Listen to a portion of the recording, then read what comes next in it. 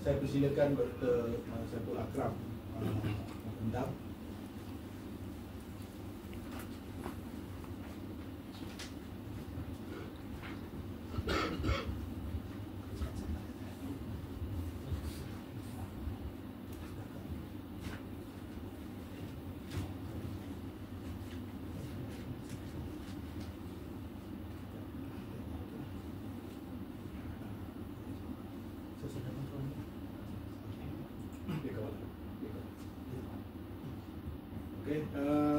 Profesor Madya Dr. Saiful Akram Cipuk adalah pensyarah di Fakulti Simulukis dan Sinerator UiTM Puncak Alam. Beliau pernah menjabat jawatan pensyarah di University of Science and Technology Yaman, Sana'a di Yaman, dan pegawai penyelidik di JPM Putrajaya, dan menulis dalam banyak bidang. Walaupun beliau adalah pakar dalam bidang simulukis dan simulator, tapi beliau juga adalah seorang pentelaah yang agak teliti dalam bidang falsafah lah. Saya kira beliau sebab beliau diperkenalkan kepada saya sebagai seorang penulis dan pengkaji bidang falsafah. Persatuan saya adalah Persatuan Falsafah. Jadi sekarang beliau adalah ADK persatuan saya. Dan kita beri masa setengah jam berkenan sebelum soal jawab. Silakan. Terima kasih. Saya takzimkan kepada Dr. Alino sebagai pengacara.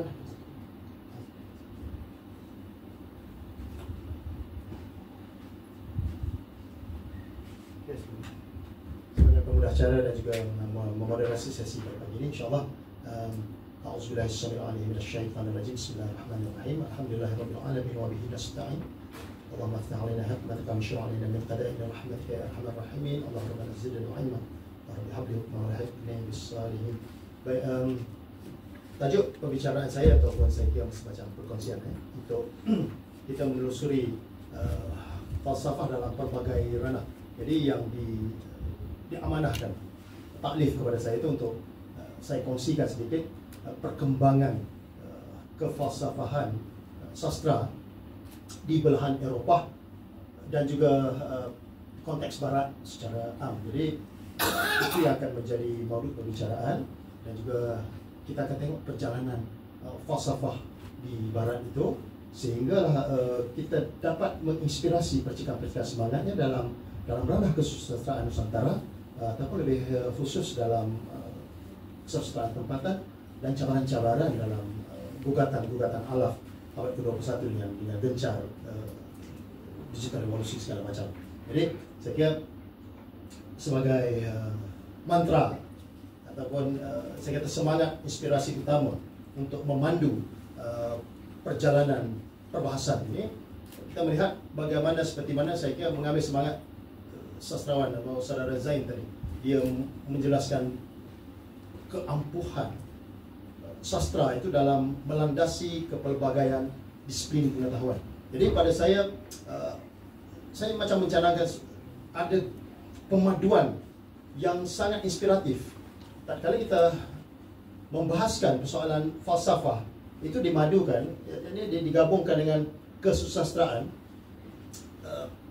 Mungkin di sudut equation itu kita dapat menerbitkan semacam keampuhan hikmah melalui gaya bahasa, persuratan dan juga daya tulis. Apatah lagi kalau dilihat dari sudut kacamata ataupun cerminan filsafat, perspektif falsafah, bahasa menjadi sumber, menjadi ontologi, menjadi kekuatan kepada sesuatu kuasa. Jadi kuasa sebenarnya sedang bekerja tak kala bahasa dipertuturkan, tak kala naskah itu dituliskan. Jadi di situ saya kira keampuhan itu bila mana digabungkan di antara ranah-ranah falsafah yang seperti mana saya fikir baik, saya mengungkap apa yang Dr. Alino mengungkapkan tadi tentang kecintaan, filosofian, keampuhan, satu keinginan yang sangat membara terhadap keilmuan, kehikmahan, tetapi digabungkan dengan satu ranah seni berbahasa. Disebut sebagai sastra. Jadi saya kira dalam kita mencermati falsafah dalam konteks atau dalam perspektif Barat. Jadi ini antara 3 domain atau 3 perjalanan, 3 pilar yang akan saya kongsikan sekadar yang saya maklumi, yang saya faham sebagai seorang peneliti, penggemar dan juga penghayat kefalsafahan, dan juga ada intens terhadap kesastraan itu. Jadi yang menjadi topik ataupun yang menjadi kupasan saya itu, kita cuma melihat perkembangan atau development falsafah Eropah Barat, yang mana di situ kita katakan puncanya kefalsafan modern itu tidak lagi patukannya itu di Yunani. Kita kenal beberapa tokoh, utamanya tak kala dikepalai oleh tokoh atau bapa filsuf Socrates dengan disciple yang mengembangkan 2 ranah pemikiran besar dunia yang kadang-kadang menjadi pertentangan. Tetapi kadang-kadang pertentangan itu menjadi keasikan untuk dibina sintesis. Yakni Plato dan Aristotle, yang menjadi pemuka kepada perkembangan pemikiran rasional yang berdasarkan nalar, dan juga satu lagi asas empirisisme yang mengangkat pengalaman itu sebagai sumber ataupun punca hakikat kebenaran. Jadi kita mulai dari Epic Homer. Saya tidak akan bahaskan secara mendasar atau detail, mungkin kerana kekangan masa yang agak mencemburui itu. Jadi saya berjalan secara sepintas lalu saja. Di mana ini menjadi cetusan tak kala Homer menukilkan Iliad and Odyssey. Dua watak kalau siapa yang pernah membaca atau menekuni karya-karya Homer, tak kala dia meletakkan tokoh Achilles dan Odysseus sebagai watak atau peran utama hingga ke alaf digital revolusi, ataupun dikatakan zaman-zaman ekotech ataupun zaman kecerdasan kepintaran buatan yang kadang-kadang menggeluti, kadang mengganggu fikrah-fikrah atau perjalanan falsafah bahkan juga sastra. Jadi sedikit sebanyak kita lakukan sebagai pedoman atau refleksi dari sudut pandang falsafah, filsafat, budaya, bahkan juga politik. Jadi seterusnya ini antara lain yang menjadi aturan atau kerangka perbicaraan. Saya akan mengupas sedikit tak kali kita melihat gagasan-gagasan filsafat klasik seperti mana yang saya ungkapkan tadi, dimulai oleh satu tokoh yang dikenal dengan Socrates. Dia memuarakan fikir kaedah dialektik, Socratic dialog. Tak kala Socrates itu menentang kaum sofis di kota Athens itu, dia mewarisi hikmah kefilsafahan kepada 2 anak muridnya, yakni Plato dan Aristotle. Dan apa kaitan dengan dunia falsafah? Yang kita berkait ke dunia pertengahan, Renaissance, era kebangkitan semula, yang mana berlaku beberapa pemulihan baik dari sudut politik, sosial, falsafah, bahkan juga kepercayaan. Kenapa? Di era Renaissance inilah mazhab baru dalam agama Kristian itu mulai mekar, yaitu mazhab Protestan yang dicetus oleh Martin Luther. Jadi kita terus berjalan zaman susur masa itu ke era pencerahan, di mana semangat falsafah sastra dibawahi oleh beberapa tokoh. Kalau dapat dilihat ini, kita punya Voltaire, kita punya Jean-Jacques Rousseau, yang sangat gemilang dengan konteks sosial, yang menjadi katalis, yang menjadi baraan kepada meletusnya atau meledaknya French Revolution. Kemudian bawa ke abad ke-18 itu kita kenal dengan beberapa sosok. Goethe membawa ke faham eksistensialis yang tadi disunggung oleh Saudara Zain. Kita tak kala kita mencari identiti ataupun tak kala eksistensialis memuarai ataupun menjadi kadang-kadang idola ataupun pegangan para sastrawan abad ke-70, 70-an, 80-an dan 90-an.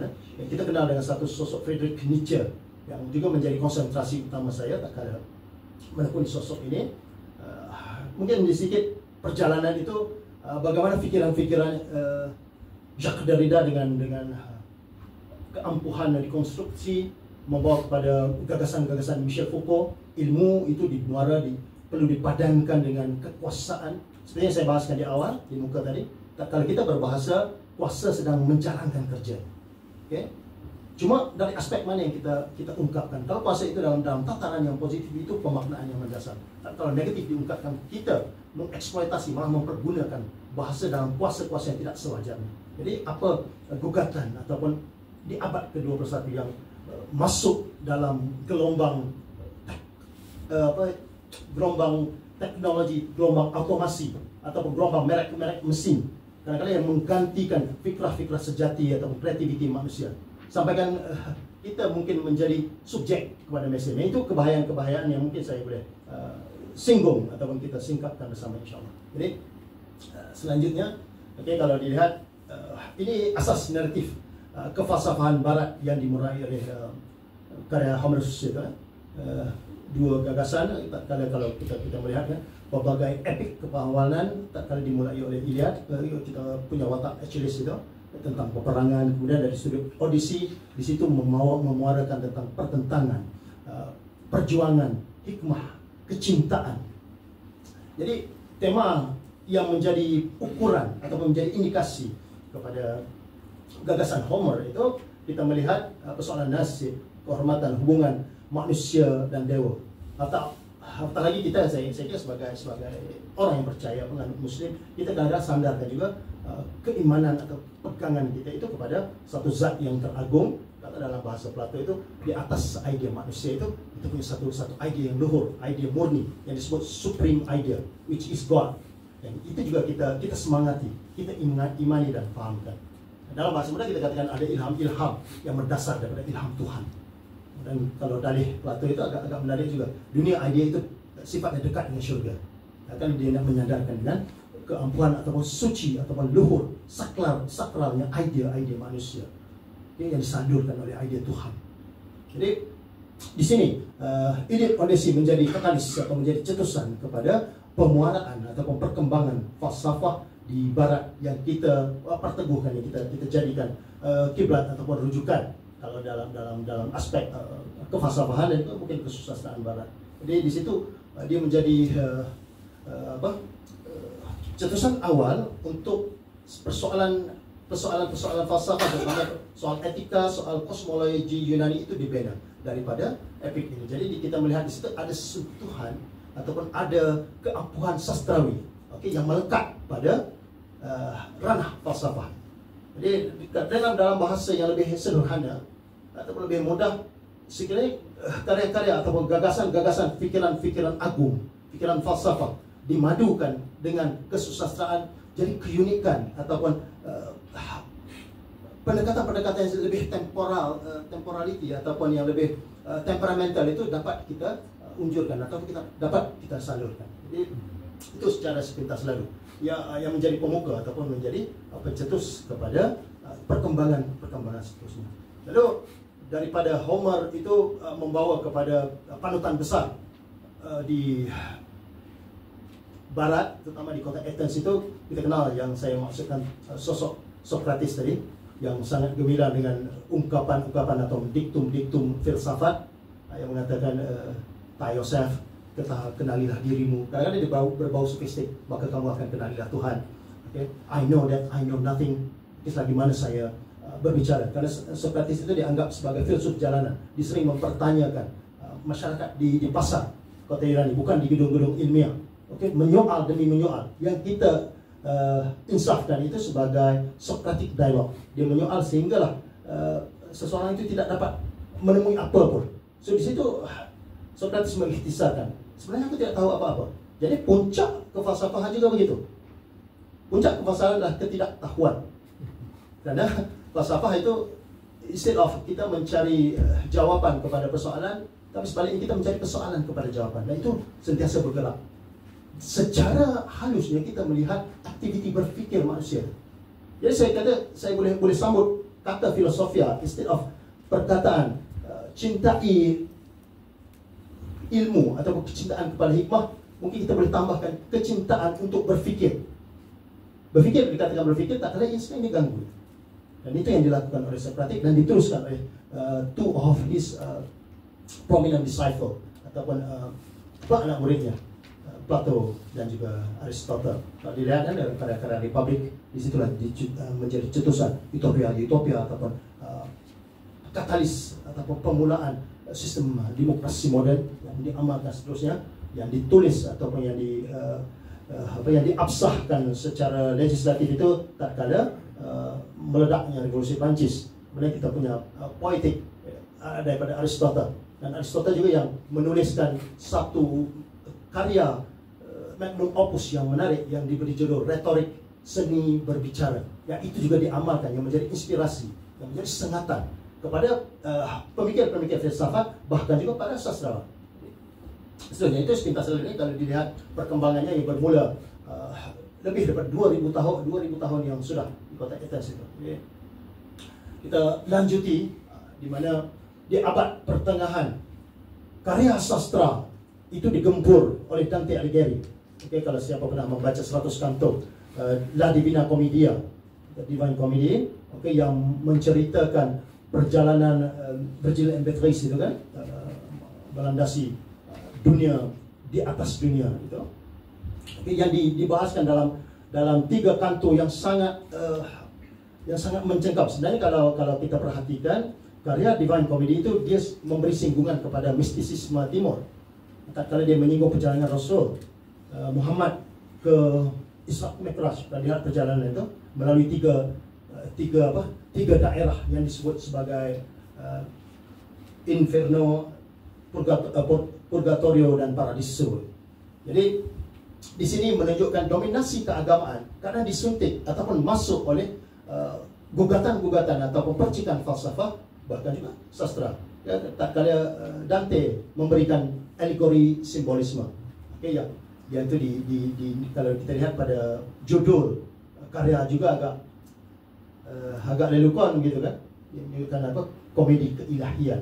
Sebenarnya dia cuba menyinggung mistisisme yang diamali oleh penganut Islam. Karena apa? Dari sudut sejarah, Dante Alighieri itu seorang penganut Katolik yang sangat tangguh, yang fanatik gitu.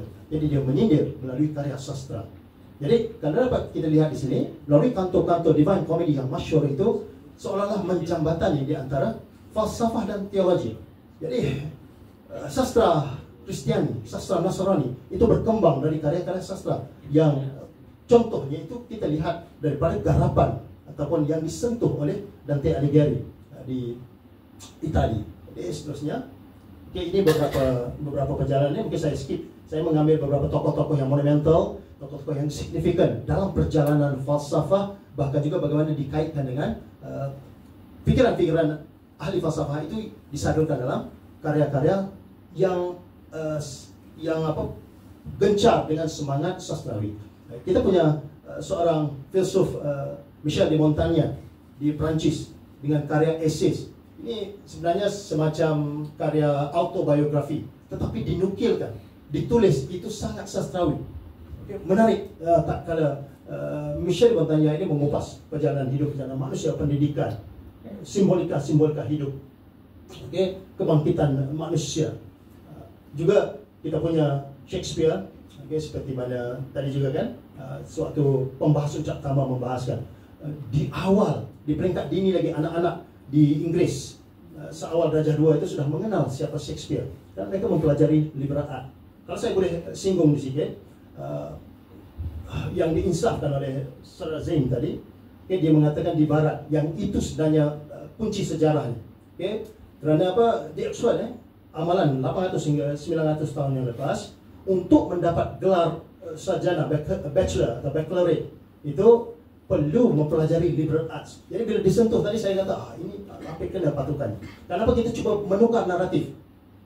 Belajar di pengajian tinggi, kita mengharapkan diberi lapangan kerja. Sebenarnya di peringkat kesarjanaan atau sarjana muda di Inggris,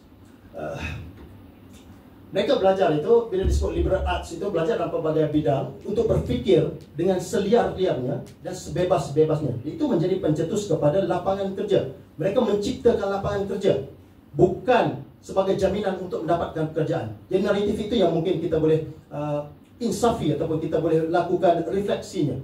Kalau untuk dapat lowongan kerja, dia lebih kepada vocational ataupun vocational itu setepatnya. Kenapa ada gugatan-gugatan juga? Saya belajar di pengajian tinggi, tapi tidak ada jaminan kerja. Jadi itu hal-hal yang boleh kita insafkan juga. Jadi daripada karya Montaigne itu, refleksi individu, kisah-kisah citra kehidupan beliau digambarkan, digarapkan dalam nahu ataupun dalam laras falsafah yang sangat menyenangkan. Walaupun dia seorang filsuf, tetapi dilihat situ dia punya perimbangannya. Tak kala falsafah digandingkan, dimadukan dengan kesusastraan, karya-karya itu diangkat lebih menjitu, lebih solid, lebih kuat atau lebih mengakar. Itu di era Renaissance. Jadi kita masuk di era yang menjadi satu apa ya, saya nak mencari satu istilah yang jadi cetusan itu. Tak kala the age of enlightenment itu menghampiri dunia. Ini kita kenal dua sosok, Voltaire dan juga Jean-Jacques Rousseau dengan karya Iman or Education. Okay. Candide itu satu karya humor yang bersalut falsafah tetapi dibalut oleh bahasa-bahasa sastrawi, okay, yang menjadi pemangkin ataupun yang menjadi inspirasi perlawanan ataupun gelombang revolusi Prancis. Takkan runtuhnya penjara Bastille itu. Seperti juga karya-karya Jean-Jacques Rousseau yang tak kala menjadi sosok ataupun filsuf pertama yang menjelaskan tentang konsep kontrak sosial dengan falsafi. Tetapi dari karya Imai ini, dia menceritakan tentang betapa pentingnya pendidikan ataupun education. Tetapi bahasa yang disalurkan itu, bahasa yang digunakan itu sangat sastrawi. Okay, menyebabkan seorang ahli falsafah zaman pencerahan, Immanuel Kant, itu terleka daripada rutin hariannya kerana raliknya beliau menelaah iman. Okay, kalau siapa mengenal sosok pemikir besar Aufklärung di Jerman yang bernama Immanuel Kant dengan 3 kritik itu, beliau itu menghadapi atau menjalani hidup yang begitu monoton. Setiap jam 4 petang dia akan bersiar-siar kaki di kota Königsberg itu. Tetapi dia kerana kelekaan yang membaca karya Iman daripada Jean-Jacques Rousseau melibatkan beliau terlepas kegiatan-kegiatan seharian beliau itu, yang sangat default ataupun sangat autodidak itu kan. Okey, jadi di sini Voltaire mengenahkan satira, kritik-kritik dogma dalam karya Candide, okey, yang menjadi cetusan pembuka kepada gerakan revolusi di Perancis. Jean-Jacques Rousseau mengenahkan soal pendidikan, soal kontrak sosial, tetapi dalam bahasa sastrawi yang sangat lunak, yang sangat ekspresif. Itu inspirasi falsafah dan sastra. Bagaimana sesuatu perubahan rejim, perubahan sistem, perubahan pemerintahan itu berlaku kerana karya-karya yang menyalutkan fikiran-fikiran besar, gagasan-gagasan falsafah dengan adunan kesusastraan. Jadi itu di era pencerahan. Kalau kita boleh lalukan dari susur zaman. Seterusnya. Baik, di abad ke-18, reaksi kepada zaman pencerahan, lahir pula apa yang disebut sebagai zaman romantisisme. Tak kala buta di Jerman itu, menghadirkan karya-karya sastra yang juga sangat menginsafi. Dan di sini juga lahir istilah atau mantra art for art's sake. Seni adalah untuk keperluan ataupun untuk gagasan, untuk nyawa seni semata-mata, bukan untuk diperdagangkan, bukan menjadi komoditi. Dan itu semangat atau itu gelora romantisisme. Dan antara lain tokoh-tokoh yang dapat kita lihat daripada karya Goethe, Faust, The Sorrow of Young Werther. Tak kala mencari ilmu, mencari makna, mencari tata-tata hidup itu dibalut dan juga ataupun diserapkan juga dengan karya falsafah itu disebut Weimar Classicism. Dan berlaku peralihan penekanan tentang emosi, subjectivity. Kalau siapa pernah mencermati karya Dr. Faustus itu, tindak menjual jiwanya kepada devil. Dan kalau kita lihat dalam sinema kita itu, Piramli cuba mengekspresikan itu dalam Sumpah Orang Minyak. Ada inspirasi tebal daripada gagasan-gagasan atau fikrah Johann Wolfgang Goethe ini. Okey, itu sedikit bagaimana berkembangnya dari Renaissance membawa ke pencerahan hingga ke batas-batas romantisisme. Jadi terus, nah ini menjadi minat saya juga lah, yang menjadi hallmark kepada kesusastraan Jerman secara khusus. Tetapi cetusannya itu ataupun gelombangnya itu merambah terus kepada benua Eropah secara umum. Jadi ada satu sosok yang sangat kontroversial, tapi bagi saya agak menarik. Ini karya beliau yang pertama kali saya terjemahkan ke dalam bahasa Melayu. Thus spoke Zarathustra, maka bersabdalah Zarathustra. Okey, yang saya lakukan perbincangan, yang mana Nietzsche mengenengahkan satu gaya sastra yang sangat unik yang disebut gaya aforisme. Okey, tetapi begitu kontroversial, begitu berani. Dia membawa beberapa konsep. Kalau yang sesiapa pernah menggeluti ataupun pernah tahu karya Nietzsche, dia membawa konsep Übermensch, adi manusia, kehendak untuk berkuasa, the will to power, kebutuhan ataupun keperluan untuk percaya. Itu gagasan-gagasan Nietzsche. Cintailah takdirmu, cintailah nilaimu sendiri. Tetapi itu yang mungkin kita boleh semangati. Cuma yang berbahaya tak kala dia mendeklarasikan istilah God is God, Tuhan sudah mati dan kitalah yang membunuh Tuhan. Kalau kita mengambil secara terjemahan harfiah ataupun zahir, secara literal mungkin melihat gagasan atau gesaan-gesaan sastrawi ini berbahaya. Tapi kalau dicermati fikiran-fikiran Friedrich Nietzsche, kita akan melihat kebalikannya. Okay, bagaimana penciptaan satu nilai baru. Okay, tak kala Nietzsche membezakan antara slave morality dan master's morality. Yang ini yang dikupas oleh bersabdalah Zarathustra. Dia merepresentasikan satu sosok ataupun nabi dalam pegangan Zoroastrian yang bernama Zarathustra. So dikembangkan karya ini dan saya telah lakukan terjemahan yang membawa konsep amor fati, kehendak untuk berkuasa. Okay? Itu menjadi pengaruh besar kepada aliran-aliran kesusastraan, aliran falsafah seterusnya, membawa masuk ke ranah ataupun ke pinggir modernisme dan juga faham eksistensialis. Jadi sambungan kepada Zarathustra itu saya sudah selesaikan juga terjemahan, insyaAllah di SIBF yang terhampir ini, yang terdekat, bakal diluncurkan karya yang saya lakukan translasi, Beyond Good and Evil, di seberang kebaikan dan kejahatan, itu juga dari dalam bahasa Malaysia. Jadi kita dapat melihat bagaimana sastra Nietzsche yang sangat mencengangkan, namun dia menjadi satu pembaharuan, satu nilai baru, satu semangat baru kepada kesusastraan Jerman secara khusus, bahkan kesusastraan di Eropah. Orang bermain dengan gaya-gaya aforisme. Sebelum ini sudah ada beberapa filsuf menggunakan pendekatan aforisme ini, seperti mana Spinoza, tetapi dia tidak tekal dengan ungkapan falsafah dan juga sastra. Tapi tak kala Nietzsche menghasilkan aforisme dalam Dospek Zarathustra, dia menyandingkan atau dia meletakkan nafas-nafas kesusastraan dalam fikrah-fikrah filsafatnya, menyebabkan karya itu menjadi penentu ataupun menjadi satu semangat baru kepada gaya kesusastraan di Jerman bahkan di Eropah. Ya. Itu daripada Friedrich Nietzsche. Jadi di pasca modern sedikit kita kenal dengan tokoh semiotik itu Umberto Eco.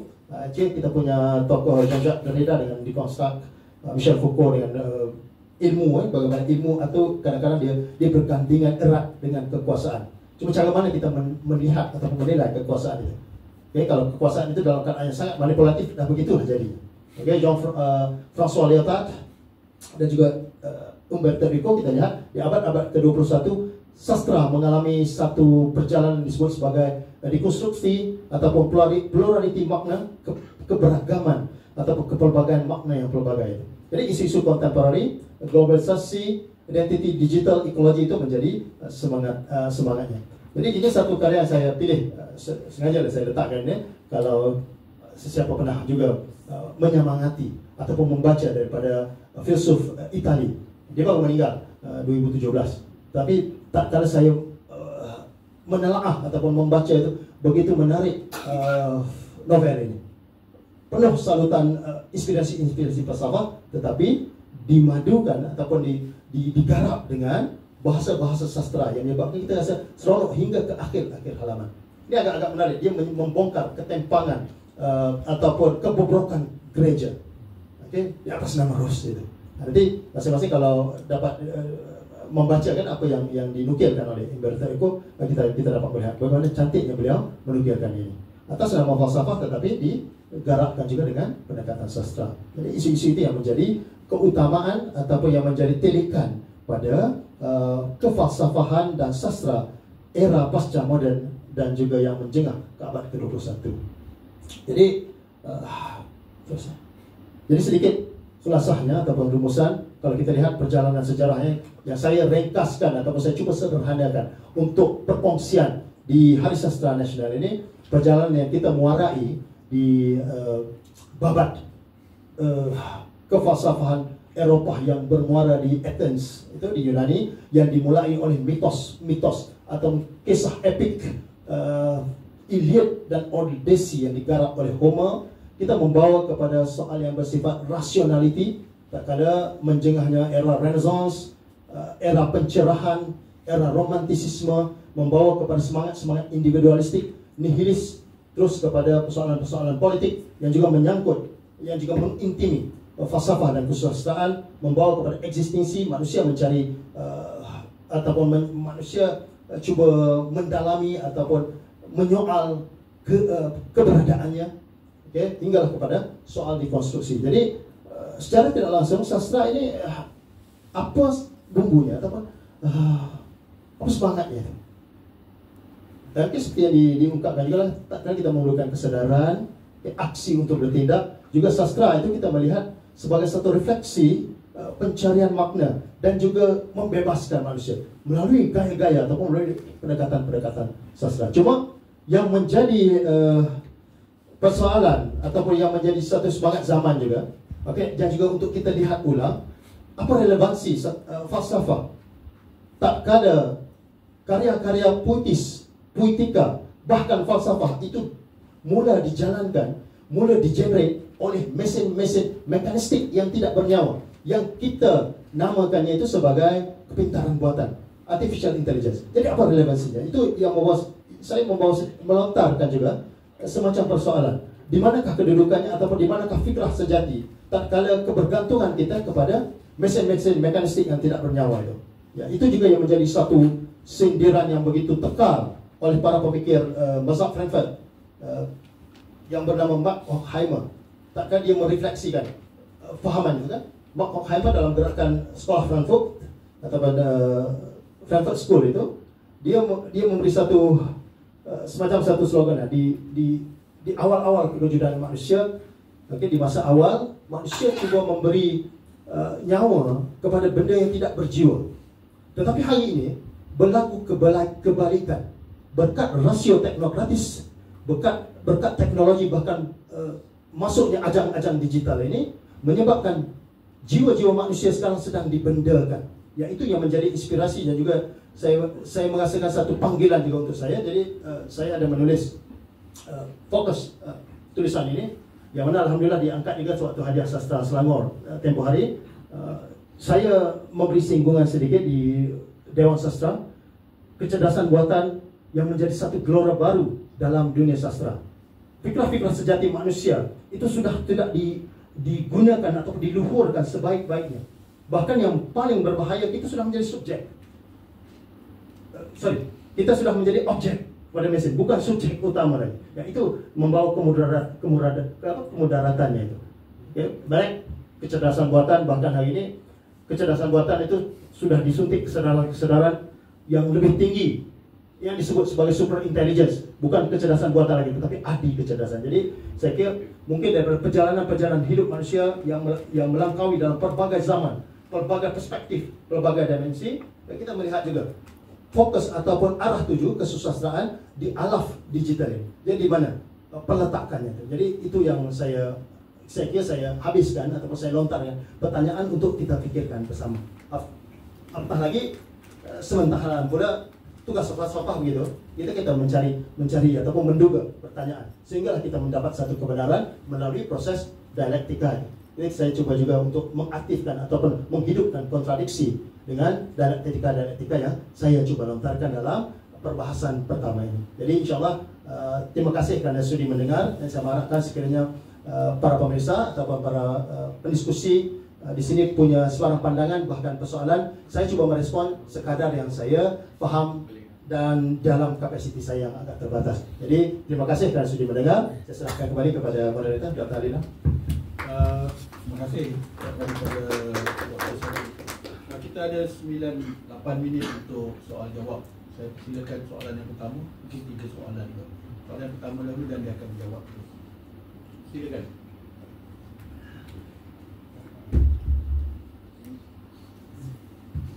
Ataupun nak menyambut dan memberi peneguhan kepada hujah-hujah saya juga, saya menerima itu. Boleh saya tanya?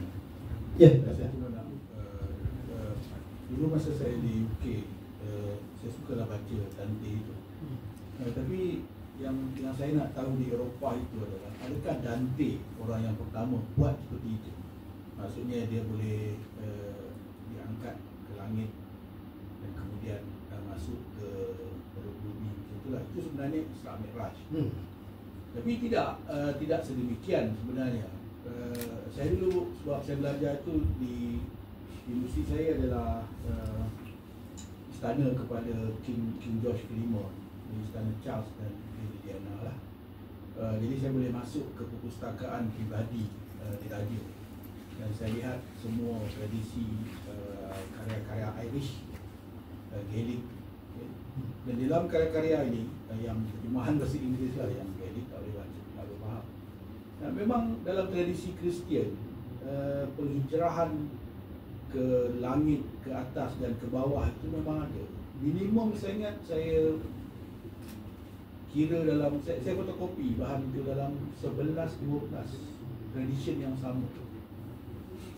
Tapi nanti dikatakan mengambil daripada Isra Mi'raj lah. Cuma bila balik ke Malaysia, saya dapati ada satu karya Jawa yang sedemikian, iaitu Kunjara Karna. Kunjara Karna tahun 1470. Kalau kita baca terjemahan Inggeris lah, terjemahan Melayu tak ada, terjemahan yang ada adalah terjemahan Belanda saya rasa. Kita baca, dia memang watak yang sama dengan Isra Mi'raj atau Dante.